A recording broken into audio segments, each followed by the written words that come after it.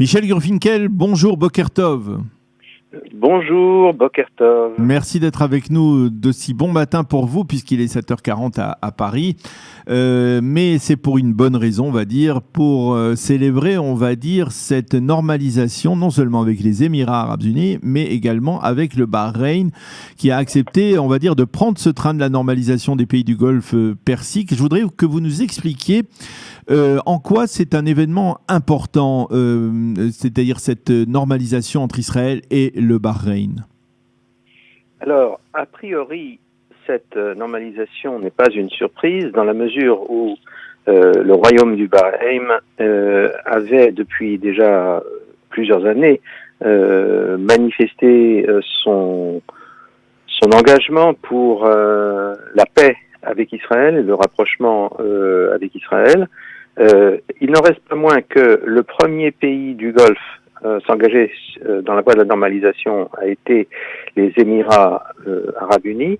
Là, ce qui intervient maintenant entre le Bahreïn et Israël apparaît en réalité comme une confirmation d'un mouvement qui probablement ne va pas s'arrêter à ces deux États. On peut estimer que l'ensemble de la péninsule arabique s'oriente vers la reconnaissance d'Israël et l'établissement de relations amicales et de coopération avec l'État juif. Et s'attend probablement à ce que assez rapidement l'Arabie Saoudite elle-même s'engage dans la même direction. De toute façon, la plupart des observateurs estiment que ce qui vient de se produire ne se serait pas passé sans une concertation étroite avec l'Arabie Saoudite. Alors ça c'est vrai, effectivement, bien entendu. On sait que l'Arabie Saoudite gère et donne son feu vert. Elle a donné son feu vert aux Émirats, elle donne son feu vert au Bahreïn, il est probable qu'elle donnera un feu vert au sultanat d'Oman. Mais pourquoi alors c'est si difficile pour les Saoudiens de prendre ce même train? Quels sont on va dire les freins qui empêchent les Saoudiens de monter sur le train de la normalisation avec Israël?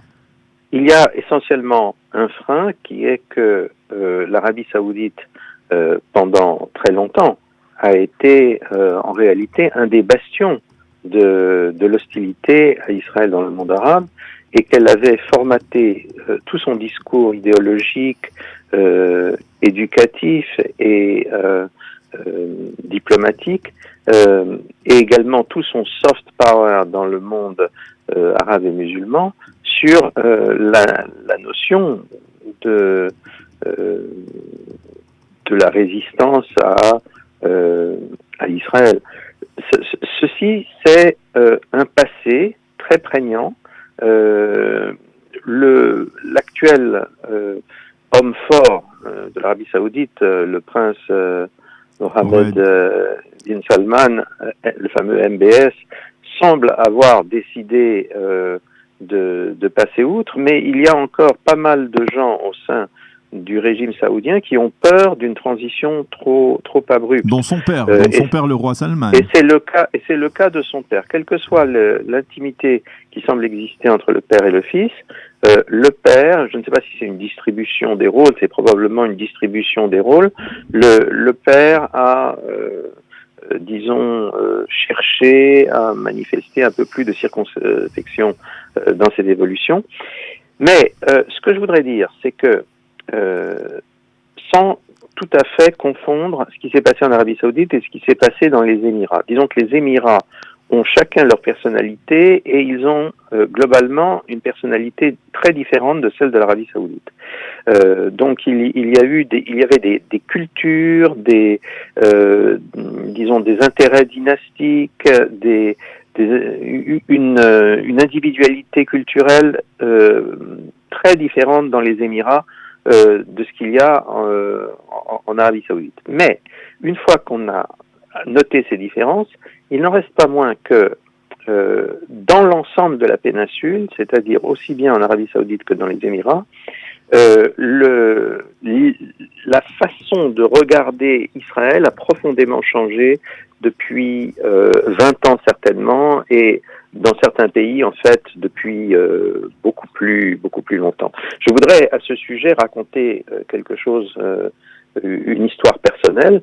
C'est que j'avais rencontré personnellement le sultan Qaboos d'Oman, l'homme qui a pratiquement créé Oman en tant que pays moderne, en 1993, juste après les accords d'Oslo, et dans une disons une conférence privée, et le sultan m'avait fait signifier avec beaucoup de violence qu'il considérait les accords d'Oslo, la reconnaissance de l'OLP, comme une trahison par rapport à lui et par rapport aux États du Golfe. Ce qui signifie tout simplement qu'il y avait déjà un début de convergence entre Israël et les pays du Golfe, en tout cas l'Émirat d'Oman, qui remontait à 1993, c'est-à-dire c'est quand même extrêmement ancien. Maintenant, en Arabie Saoudite et dans les autres Émirats, le grand virage s'est produit après le 11 septembre. Disons que cette partie de l'opinion saoudienne ou des pays du Golfe qui souhaitait regarder avec objectivité la situation au Moyen-Orient et qui n'avait pas d'idée préconçue vis-à-vis d'Israël, a commencé à obtenir une véritable audience, une véritable influence auprès des dirigeants. C'est à ce moment-là que les choses sont changées, ont commencé à changer, et les choses ont commencé à changer en Arabie Saoudite, par exemple, par beaucoup d'ouverture médiatique à ce qui se passait en Israël, et beaucoup d'ouverture médiatique vis-à-vis du monde juif en général, la création de chaires d'études de l'histoire du judaïsme ou du judaïsme en tant que religion dans certaines universités saoudiennes, lesquelles chaires faisaient un travail tout à fait objectif d'information, n'étaient pas conçues comme des machines de guerre idéologiques, et aussi dans les pays, dans les Émirats, le fait que de plus en plus d'Israéliens ou de Juifs pouvaient venir pour affaires ou même s'installer. Alors, cette cérémonie, cette double cérémonie, on va dire donc maintenant de ratification des accords de normalisation avec les Émirats et avec le Royaume du Bahreïn, c'est bien entendu pour Donald Trump, c'est du pain béni en cette période préélectorale. Est-ce que vous pensez que l'administration Trump a un moyen de maximaliser l'impact de ce genre de cérémonie sur le plan électoral ? Écoutez, il est certain que l'administration Trump songe à cela également. C'est tout à fait certain. Rappelez-vous tout de même que l'administration Trump s'est lancée dans un projet de paix au Moyen-Orient dès qu'elle est arrivée en place. Donc on ne peut pas dire que nous avons ici quelque chose qui a été fait à la dernière minute pour faire plaisir à Trump. On ne peut pas dire qu'il y a eu un forcing de la part des Américains pour des raisons purement électoralistes. Non, c'est l'aboutissement d'un processus. Il vient évidemment au meilleur moment possible pour Trump. Maintenant, quel va être le résultat, l'impact sur les élections américaines? Vous savez que les élections américaines sont incroyablement polarisées, mais vous savez aussi que dans cette conjoncture, on assiste depuis quelques semaines à un effritement de la position de Biden qu'on croyait être inattaquable au début de l'été. Est-ce que cette réussite incontestable de l'administration Trump va amener un certain nombre d'indécis à arbitrer plutôt en faveur du président sortant qu'en faveur de son adversaire démocrate? Nous allons le voir. Les sondages actuels sont plus nuancés par rapport à une victoire de Joe Biden? Oui, absolument, parce que, si vous voulez, ce que l'on constate, en théorie, Biden est toujours clairement en tête.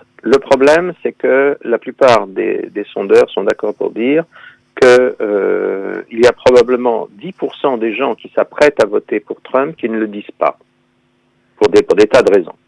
Pour des tas de raisons, c'est un phénomène que l'on retrouve dans beaucoup de pays et par rapport à beaucoup de situations politiques. Il y a des partis ou des candidats que l'opinion n'a pas tout à fait validé, et par conséquent, les électeurs qui s'apprêtent à voter pour ce candidat, généralement, ne le disent pas.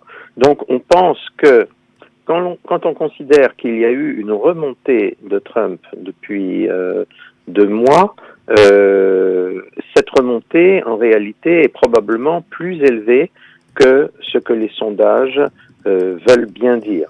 Certains instituts de sondage pondèrent les résultats bruts qu'ils ont et sont en train de dire que pratiquement les 2 candidats sont à égalité. Ce que l'on a remarqué aussi, c'est que Biden, pour des raisons extrêmement diverses, n'est pas un candidat mobilisateur du côté démocrate, que un certain nombre de catégories d'électeurs qui, par exemple, s'étaient mobilisés pour Hillary Clinton en 2016 ou s'étaient mobilisés pour les démocrates contre les républicains aux élections législatives de 2018, certaines catégories d'électeurs sont moins mobilisées en faveur de Biden. C'est le cas des latinos américains, c'est le cas, c'est même le cas des jeunes, c'est le cas même chez les Noirs américains. Il semble qu'il y ait il y ait moins de mobilisation qu'il n'y en a eu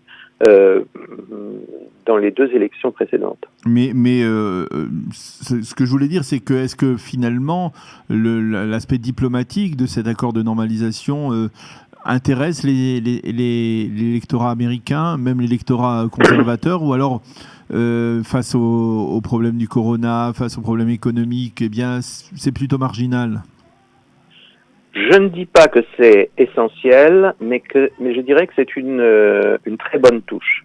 Ce n'est pas essentiel parce que les Américains en général, surtout dans des périodes de crise comme c'est le cas actuellement, les Américains s'intéressent à leurs problèmes intérieurs et à des problèmes très immédiats, ce qu'on appelait autrefois les bread and butter issues, c'est-à-dire les problèmes de pain et de beurre. Survie, oui. Voilà. Donc c'est ça qui est très important. C'est l'économie, c'est l'emploi, c'est ça qui est très important.